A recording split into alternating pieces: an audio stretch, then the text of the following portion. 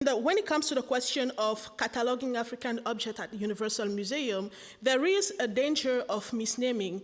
And I took the case of the Smithsonian National Museum of African Arts, where we can see that the names are represented without taking into consideration the worldview.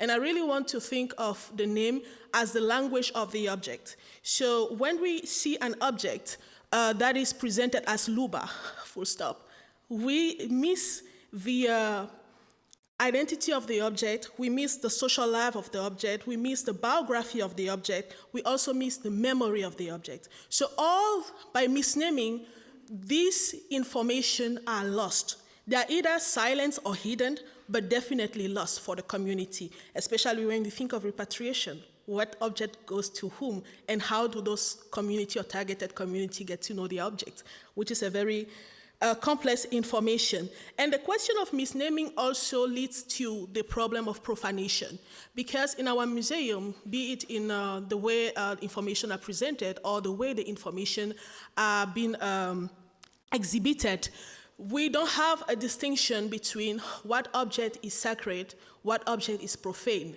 And in this case, the conservation, the classification, and the exhibition of the object are different means through which profanation is being achieved at our cultural institution. And now, why do I come back to the idea of profanation? Is because the African worldview in general and Cameroonian worldview in particular is defined by a form of cosmic totality, which means the coexistence of the visible and the invisible in our daily activity, in our let's say DNA. So when we think of Cameroonian holding at Universal Museum, without paying attention to those very important information, we kind of are not trying to avoid the danger of profanation, but actually reproducing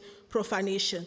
And the outcome of my research, or the different expected outcome could be rethinking the naming process by taking into consideration traditional onomastic and ontology of the object. This could be achieved by a form of co-creation of knowledge at the museum, by opening the museum to the community, by also acknowledging without institutionalizing the knowledge of that community have of the object. Because the danger of institutionalizing too the knowledge of the object could be creating another science of African object, which is not actually the goal, but could be.